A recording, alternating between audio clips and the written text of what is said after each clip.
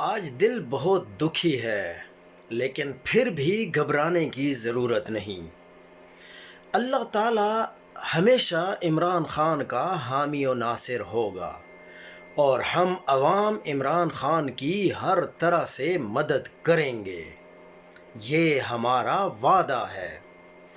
آج عمران خان کے کیس کو، سائفر کیس کو سزائے موت کی طرف موڑ دیا گیا ہے۔ آج ایک سرکاری وکیل کو عمران خان کا وکیل بنا کر پیش کیا گیا ہے۔ عمران خان کے لاکھ کہنے کے باوجود بھی بات نہیں مانی گئی۔ رضوان عباسی جو کہ ایک سرکاری وکیل ہے، اس نے آج یہاں تک کہہ دیا ہے میڈیا پر کہ ہم عمران خان کو سزائے موت دلوا کر رہیں گے، اور اگر سزائے موت نہ دلوا سکے تو کم از کم عمران خان کو 14 سال کی سزا ضرور کروائیں گے۔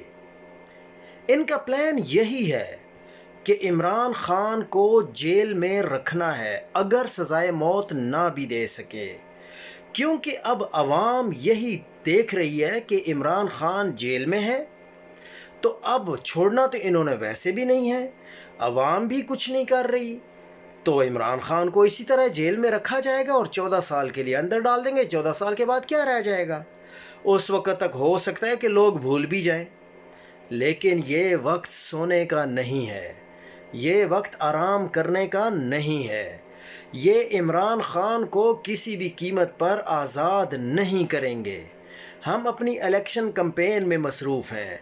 نجم سیٹھی نے اپنے پروگرام میں واضح طور پر کہہ دیا ہے کہ اسٹیبلشمنٹ نے ججز کو یہ پیغام پہنچا دیا ہے کہ عمران خان اور شاہ محمود قریشی کو 5 تاریخ سے پہلے یعنی الیکشن سے پہلے سزا سنانی ہے، اور یہ بالکل جس طرح توشہ خانہ کیس میں جج ہمایوں دلاور نے سزا سنائی تھی، اسی طرح عمران خان کو یہ 5 تاریخ سے پہلے سزا سنائیں گے۔